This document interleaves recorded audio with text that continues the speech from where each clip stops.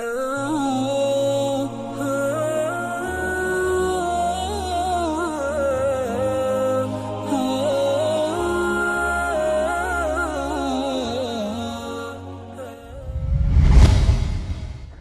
Ghazali dalam hal Manaqibul Akhyar, sejarah orang-orang pilihan itu nginduk kitab nama Khilyatul Auliya itu 14 jilid.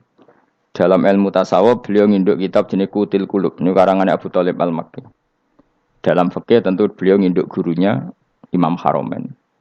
Dan memang kitab itu harus nginduk, kalau tidak namanya mukhtari, bikin-bikin. Memang syaratnya ulama harus muttabi, dia hanya pengikut, tidak boleh kreasi. Kalau kreasi namanya bid'ah, bid'ah. Kalau terang, di situ ada cerita ada seorang sufi bodoh ngeritik dunia entek ngamas. Dunia wis ora ono benere, dunia ku nggon batang, pokoke dunia ku jifah batang. Sing berebut batang ya siap-siap rebutan mbek asu, pokoke ngomong wis tok ndi-ndi. Sayyidina Umar itu agak tersinggung dengan makalahnya orang sufi yang bodoh ini. Ya rata-rata orang sufi memang bodoh. Kecuali gelem ngaji fikih. Setelah ngomong ngalor ngidul dunia ku swelek terus dekne biasa lah wong sufi terus milih dhewean terus orang lakoni popo, ngerti-ngerti lesu, kok mangan wae lesu. Orang sufi kan gitu. Singkat cerita terus Umar agak marah tapi beliau masih bisa mengendalikan diri terus kata beliau, "Sal sayyidah." Sal hada sayyid. Kamu tanya hada sayyid, maksudnya sayyid dalam bahasa dulu itu ya orang terhormat. Dalam bahasa zaman era itu maknanya sayyid itu masih apa? Sadat maksudnya bukan Habib, bukan. Kalau dalam bahasa Arab dulu itu memang kalau Habib itu ya Nabi, kalau Sayyid Sadat itu Sufia itu belum pasti maknanya apa? Habib ya, tokoh-tokoh yang diikuti dalam apa? Makalahnya, dalam apa? Makalahnya. Terus kata Ubay bin Ka'ab, dan ini menurut saya benar sekali, dan kamu harus mengikuti Ubay bin Ka'ab. Dia adalah termasuk 6 sahabat yang dipuji Nabi min ahlil Quran, apa? Yang dipuji Nabi min ahlil apa? Quran. Kata Ubay bin Ka'ab, lalu Anda masuk surga karena apa?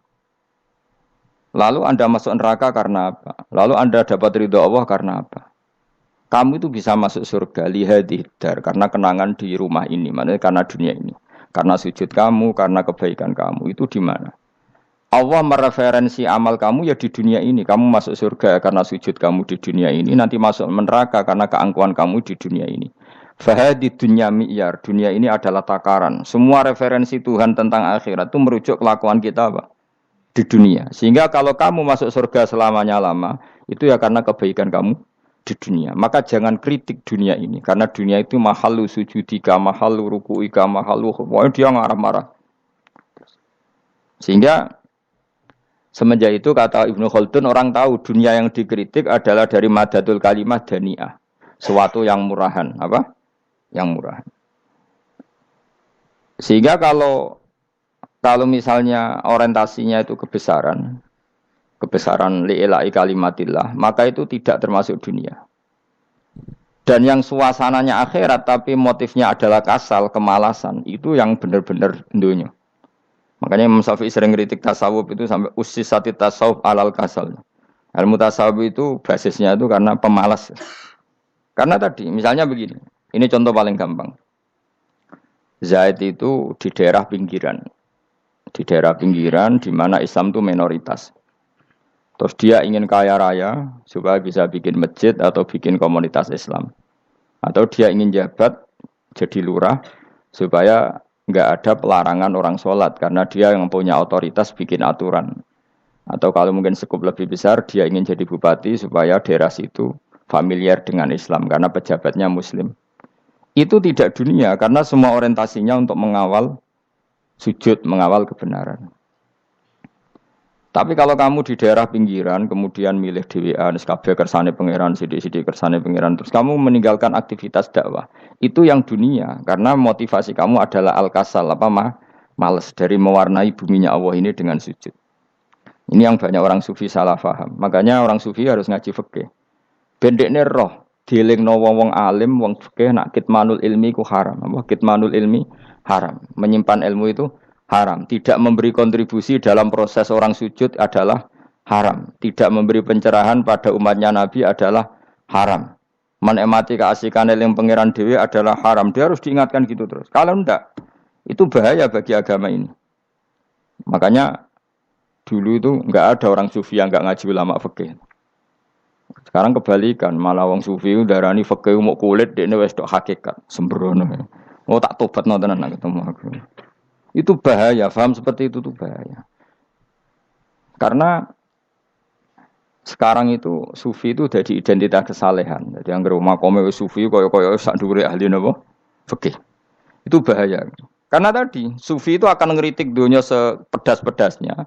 Kemudian ujung-ujungnya meninggalkan dunia, kemudian happy-happy asik pangeran dewean dan membiarkan umatnya Nabi ini berserakan kemana-mana, tidak terlibat sama sekali, tidak memberi kontribusi sama sekali. Cara bahasa gampangannya orang gelem amar ma'ruf, gak gelem nahi mungkar. Tapi bahasa amar ma'ruf nahi mungkar kan saiki dadi gerakan ekstrim. Makanya ora tak bahasa amar tidak peduli, tidak mulang. Mergo saiki bahasa saiki repot terus. Paham ini penting kalau terang. Jadi kalau baleni malih ya. Sing dimaksud dunya ketika dikritik pangeran iku dunya sing sangka kata dani'ah, sesuatu sing murahan, sing enteng, sing nafsu. Iku jenenge napa? Dunya, napa? Dunya. Tapi ketika sesuatu itu baik dan mengarah kepada Allah, iki jenenge dunya iki masru'atul akhirah. Maka dunya itu di dua status napa? Siji masru'atul akhirah. Dan ini status yang harus kita pakai. Makanya kata Imam Ghazali itu, kue nak randi duwe, sak penat-penate urip, terus merasa nggak punya kenikmatan. Datang saja ke kuburan, dan yakinlah semua yang sedang mati, keinginannya hanya satu, ingin kembali di dunia dan memperbaiki amal-amalnya. Berarti dunia adalah segala-galanya bagi orang yang sudah mati. Ya, orang yang sudah mati itu cita-citanya satu, la'alli arji, semoga kita kembali ke dunia. Untuk apa? Untuk membenahi semua kesalahan yang pernah dilakukan zaman ning dunia. Terus kamu ingat, fa'ana fid dunya. Ya Allah, alhamdulillah sekarang masih saya di dunia. Artinya saya punya satu kesempatan yang diinginkan semua orang yang sudah mati di seluruh dunia. Lalu malah wali anu urip malah kepengen nang mati. Saking kakean kasus napa? Kakean apa? Kakean kasus. Makanya di sini sirinya para rasul, para nabi itu sering donga Allahumma tawil umrona, sehingga banyak orang soleh mendoa supaya panjang apa? Umur. Itu karena pas itu yang hadir adalah dunia dengan makna masru'atul akhirah. Tapi ada juga wali dan nabi kadang-kadang donga, ya Allah, jika sebaiknya saya mati, mati saja. Itu ketika tergambar dunia yang sudah murahan, yang sudah arogan, yang sudah tidak jelas. Maka dunia ini punya dua status sekaligus. Jika prospek bagi Anda untuk masru'atul akhirah, maka nikmati senikmat-nikmatnya. Tapi jika bagi Anda ini sudah menjadi ladang maksiat apa-apa, maka jadikan dunia ini tempat tobat. Karena akhirat itu enggak ada apa-apanya dibanding dunia. Jadi akhirat itu hanya mereferensi dunia, apa? Mereferensi dunia. Ini penting kula aturno. Kadang-kadang sufi ku menyen goblok ora iso ngaji. Dia nganggep dunia sampai akhirat itu penting akhirat, tapi cara maknaninya salah. Lho kowe nganti ning akhirat mlebu swarga itu karena apa coba? Amal zaman di mana? Di dunia. Berarti penting mana dunia sama akhirat? Penting dunia karena akhirat mau efek, apa? Efek dunia ini yang pokok. Apa dunia ini yang pokok. Kalau Allah kan cara ngendikan tidak seperti itu. Allah cara ngendikan gini loh. Akhirat, maksudnya walal akhiratu khairul lakam nalula gini. Sesuatu yang berorientasi akhirat dan kemudian menjadikan kamu nyaman di akhirat itu khairul laka minal ula, itu lebih baik ketimbang dunia. Ora kok kowe nak ning dunia nak sepemelek ning akhirat apik ora ngarang ngono, nak ning dunia melek ning akhirat luwih parah. Kayak melaratem cek ngene iki kan. Tapi kan cek iso ngopi, cek iso mangan tengkleng. Coba ning akhirat gak iso blas. Dunyel-unyel malaikat ngawur. Gayamu bareng melarat iso ning dunia lara lah nak ning akhirat penak. Aku yakin ora luwih lara, tak jamin. Ngeraine kan ketara nak keliru omongan aku ning dunia lara lah sementing nak akhirat penak itu ndak bisa. Kowe nyifati dunia nggon lara iku serapati ridho mbek pangeran. Berarti ketika iso ngopi ra syukur, ketika iso mangan ra syukur, anane nyifati dunia lara. Berarti rapati ridho mbek pangeran. Malah dibles-blesno sebenarnya. Pemenang nak pengurus akhirate aku tak tekek. Cuma aku lho pengurus ora sebenarnya. Tapi gak ada rencana daftar jadi panitia apa? Akhirat. Tapi kira tak syafaat ya biarno karena ini penting kalau terangno. Makanya Imam Syafi'i masyhur makalah beliau tentang fikih dan tasawuf itu. Nggih saya kutip ya. Dan saya memang saya hafalkan terus makna teman. Faqihan wa sufiyan fakun laisa wahida fa inni wa haqqu wa iyyaka ansahu. Terus kata beliau mensifati orang fikih fa hadza qasin lam yadzuq qalbuhu tuqa. Wa hadza jahulun kaifadul jahli yasluhu. Itu masyhur. Di dunia ini identitas di dunia kita, dunia ulama itu hanya dua. Kalau enggak sufi ya faqih. Kamu jangan jadi salah satu. Faqih adalah orang sing qasin, itu qalbuhu qasin, hatinya itu keras, hatinya atas. Lam jadu qalbuhu tuqas, gak ditakwa blas. Wong faqih ora ditakwa blas, gak di empati blas. Tapi orang sufi itu wahada jauh ini malah geblek blas, malah parah meneh. Sing sitok atas hatine sitok geblek dari Imam Syafi'i itu. Kena protes berarti Imam Syafi'i aja protes aku. Kenapa begitu? Misalnya gini orang fikih. Kalau bapak nyontohkan tuh gini. Orang fikih itu punya aturan. Misalnya kalau ruko tidak begini enggak sah. Sujud kalau enggak begini enggak sah. Salat kalau tidak begini enggak sah. Oke, aturan itu baik. Tapi punya keangkuhan berpikir. Misalnya ada orang desa terbelakang. Misalnya di pedalaman Gunung Kidul, Kulon Progo. Ada orang yang ditobatkan orang-orang sufi. Orang sufi itu ya sing rodok goblok-goblok itu. Misalnya nobatkan. Enak wae wong fikih ra melok nobatno tapi tahu-tahu bilang ini salatnya enggak sah, rukuknya enggak sah, Fatihahnya enggak sah. Jare sing sufi, wah semane nobatno ora iso salat apa ora disahno. Si sufi ya goblok pisan, ketika ngawal si ajudannya tadi salat, enggak dikawal. Sehingga banyak aliran di Jawa salat ala kali Jogo ya ono Fatihah mau meneng tok. Sitok sujud tok. Jadi ini sitok atas atine ora gelem bina tapi muni rasa. Sisi tok goblok, ora tahu nerusno pembinaan. Akhirnya ya mandek ning satu kesalahan dan diwaris ya bergenerasi-generasi. Makanya kata Imam Syafi'i itu sitok goblok, sitok atas sadine jadi. Kamu jangan jadi salah satu itu. Makanya kamu aman karena kamu ndak sufi ya ndak faqih. Makanya enggak masuk enggak masuk yang dikritik Imam Syafi'i. Kamu sufi ya ndak Fakih ya ndak, makanya kalau Imam Syafi'i ngeritik itu, tapi alhamdulillah saya ndak dua-duanya. Ya ndak sufi, ndak fakih. Karena orang sufi itu kalau ditelusuri itu memang kesalahannya terlalu banyak. Kecuali dia mau ngaji fikih. Kenapa? Kecuali dia mau ngaji fikih. Kayak tadi misalnya, sampai Imam Syafi'i zaman itu duka yang menghentikan usisat tasawuf alal kasal. Ilmu tasawuf itu dibina, itu berdasar kemalasan. Loh, saya punya teman sufi banyak, saya ini kiai loh. Punya teman sufi banyak. Teko ning nggon kula, Gus, donya wis rusak, sementing sakniki wis ngatah-ngatahno istighfar. Memangnya kita bisa diistighfari pangeran, disepuro pangeran ketika kamu orang alim ndak mulang? Memangnya kowe iso disepuro pangeran ketika kowe sugih ra zakat? Memangnya kowe iso disepuro pangeran wis kere ra nyapu masjid teko Jumatan, bareng rokoke diusep-usep ning pojok masjid bar mulai.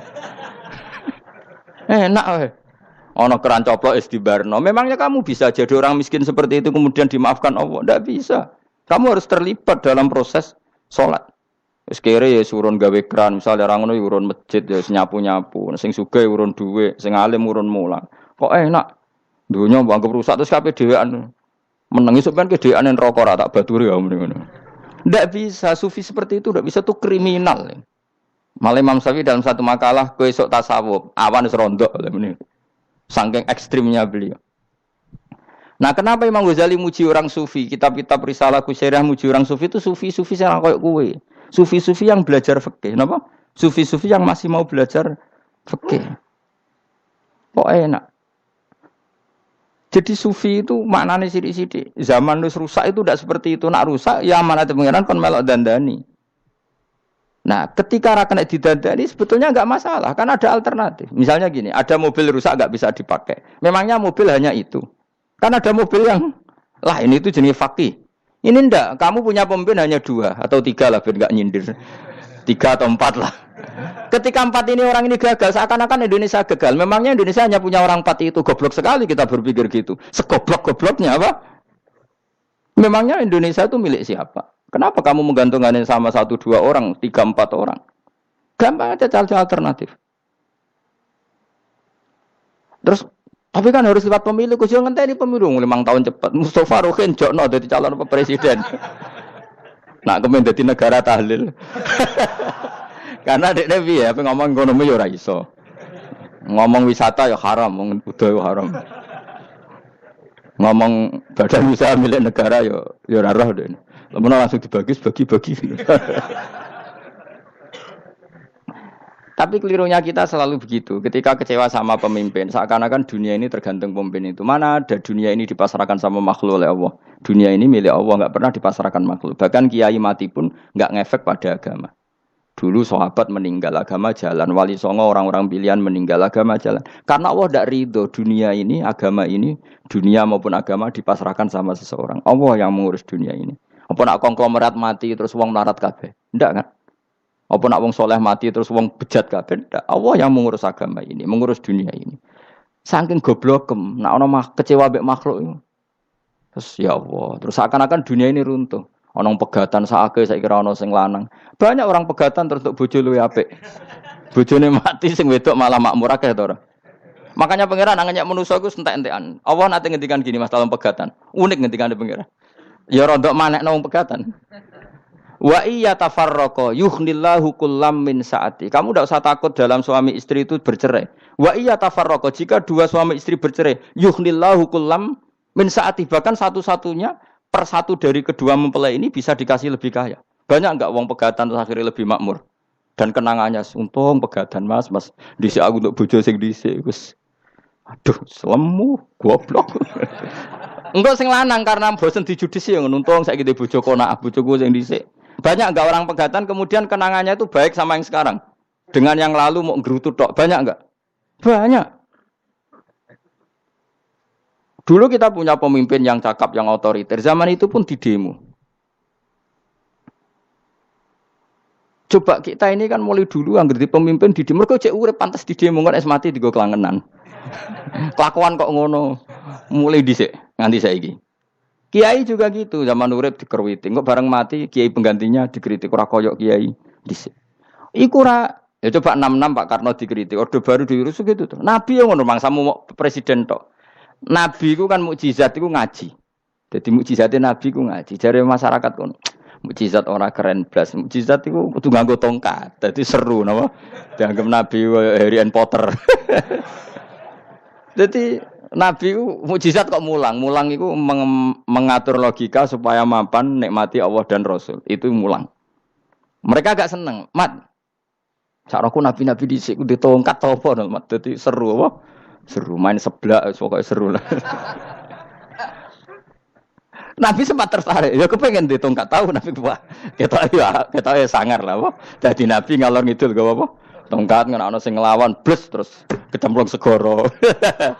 Kan ya seru lah misalnya ana wong Yogya macam-macam tutuk terus likuifaksi do tenggelam kan seru lah apa. Nah jawab pangeran lucu. Dia matke njuk tongkat, gampang nak masalah tongkat.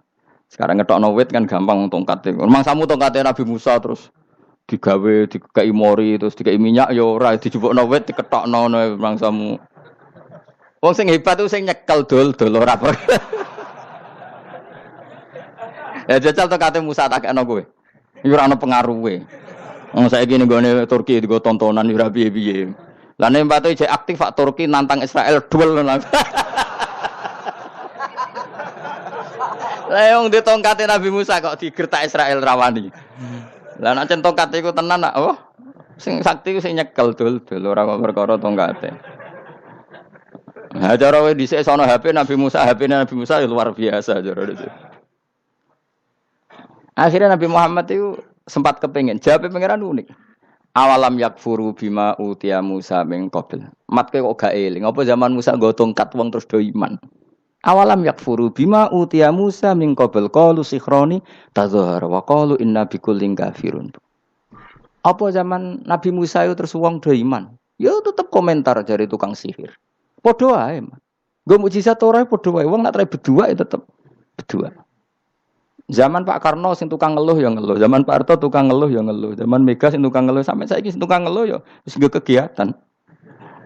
Kiai yang ngono. Kadang ada kiai saiki misalnya Surabaya zaman Mbak Arwani, Mbak Zubair. Memangnya zaman Mbak Arwani wong Kudus ngaji kabeh.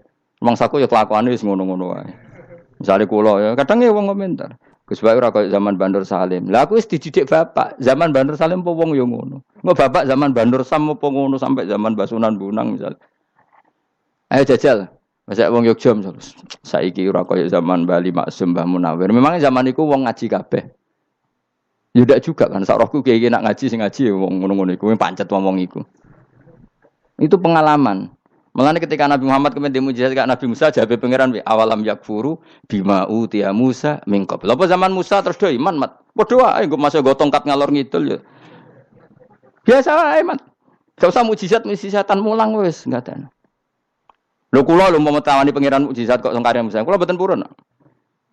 Ya perkara kok malah lucu. Nabi ngalor ngidul go tongkat. Nabi Musa itu kate biasa kan sing kondang ku wonge. Lah saiki ejek ning Turki. Nek kata tenan jek top Israel tuntas ya. Swabet terus likuifaksi tutup swabet meneh dadi negara bebas wong Israel. Terus Rajab Tayyip manggon kono. Aneh-aneh iki. Makanya penting yang dikatakan mukjizat yo ngaji. Ngaji itu bisa membentuk yakin. Yakin itu bisa membentuk tahqiq. Nah caranya yakin gimana? Tak warai kena ben dadi wali. Wali sing jalur ilmu, jalur melarat wis kowe luwih iso lah. Wali ku jalur akeh. Alim yo iso dadi wali, zuhud dadi wali, melarat yo iso dadi wali. Syaratnya ridho ora kepengin sugih. Ya syaratnya melarat dadi wali ridho ora terbersit kepengin sugih ya ora tau muni lho umpama aku di dhuwit ora dadi wali, muni umpama tok wis ora dadi wali. Dadi fa inna law taftahu amala syaiton karena mengatakan umpama iku wis buka pintu setan. Jalur apa ke? Nah alim syaratnya hafal Quran, hafal ribuan hadis. Ayo nak zuhud syaratnya ra di HP, ra anan. Nak fakir ra oleh diangen-angen. Ayo milih ndi? Apa rasa dadi wali? Enggak usah ya. Kalau terang ini penting. Kenapa saya sering kritik orang sufi? Karena sufi sekarang itu beda dengan sufi dulu. Di Jawa Timur itu keluarnya para kiai ya gitu. Kalau ada orang ikut torekoh tertentu, terus gak gelem ngaji takrib. Akhirnya elinge pangeran suwengi tapi sesucine keliru. Masalah didik anak bojo keliru. Karena ya mau sementing la ilaha illallah terus maca la ilaha illallah terus itu gimana? Kalau kita iman sama Allah, ternyata iman dengan aturan-aturan Allah. Misalnya kita seneng cawe wedok, terus mbok sebut jenenge tok, kono njuk wedak ra mbok kei, njuk mangan ra mbok kei. Terus kamu tidak mempelajari sing disenengi pacaran ku apa? Senang Allah itu maknanya senang ketentuannya Allah. Allah yang murka itu apa? Kalau kita zina, kalau kita maling, ketika korupsi. Allah yang suka apa? Kalau kita sujud. Lalu syaratnya sujud apa? Harus dalam keadaan suci. Dari hadas besar maupun hadas kecil. Dan tempatnya tidak ada najis. Bahkan harus gitu. Itu senang Allah. Senang Allah kok aman. Allah sewengi terus pingsan, kesemper. Terus nak tepak ada sindarani wali. Nak sindarani wali, ada salam template. Wah apa-apaanan. Kan cara bapak kula saking kerase. Lah wong darani wali nek melete keren aku jare. Tak top aku jare. Lah kok saged, Pak. Paling zaman akhir darani wali dadi gula, wong salah templek ngekeki dhuwit. Tapi nak wong alim darani wali ku sing dadi pinter akeh. Coba jajal lah wis ayo. Nak ora percaya Ruhin mu'allimno nak saiki wali, nak ora dadi gula mbek dhuwit. Ayo saiki umumno nak Ruhin iku wali. Reaksi masyarakat kira-kira piye? Salam template terus nggak malam merek rokok Ruhin, misalnya rokok apa ya terus ditukokno. Tapi umat dapat apa juga? Tapi ketika orang terkenal alim, umat dapat banyak karena bisa ngaji, carane sesuci piye, carane zakat, piye yang wajib zakat apa saja, carane dekat. Tapi saya gak wali kalah mbek apa wong alim kalah mbek wali. Kula niki diceritani Gus, kula nek wong alim Gus, jejer mbek wong terkenal wali ku ora salaman bedene. Ya akhirnya melarat salam. Maksudnya salaman kok ono maknane ning Jawa Timur. Ora usah diterangno maknane opo. Wah kere. Wong kowe padha wae wong alim kok kasut to. Dekne kok kasute perkara hasile iku. Iku ya sarap pisan padha wae. Sing kanca kula niku. Tapi sebenarnya kita harus jadi pelajaran. Kalau ingat Allah itu ingat aturan-aturannya Allah. Terus keling Allah suwengi terus piye? Allah bikin aturan, kamu sewengi ning masjid itu ketentuan fikihnya kayak apa? Kalau istri kamu sakit, anak kamu sakit, kamu wajib ngurmat anak bojo dan itu juga perintah Allah. Terus eling Allah dulu enggak ada zaman Nabi seperti itu. Nabi itikaf sewengi ning masjid mikir wiridan, ya mulang biasa. Wiridan sekadarnya habis itu Nabi yang ngajar biasa. Siapa yang tanya tentang haid, siapa yang tanya tentang ghanimah, siapa yang tanya. Jadi yas'alunaka 'anil anfal. Ketika mereka iskal, lalu ghanimah cara bagi gimana ya Rasulullah? Dibagi wa'lamu annama ghanimtum min syai'in fa anlillahi khumusahu wal rasulullah 1/5. Ada yang tanya lagi, "Wa salunaka 'anil makhid." Istri saya cara ngakad tidak normal ya Rasulullah. Kadang-kadang over. Terus disebut itu istihadah apa? Ditanyakan. Ada yang kaya usul, "Ya Rasulullah duit kula kathah, lalu tak kasihkan siapa?" Ya salunaka madzayun fikun. Ora kok terus eling pangeran sungi-sungi terus do ngantuk, bariku keturu. Bariku makan-makan ora ono ngono. Coba jika seseorang terkenal wali itu paling untung udekne. Ini bukan kritik, Kang. Memang harus dikritik.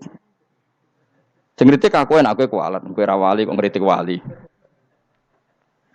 Kowe cuma melok-melok. Karena apa? Kita ini syafaqatan di hadil ummah, kita kasihan umat ini mencintai kiai, kemudian tidak dapat apa-apa dari kiai itu.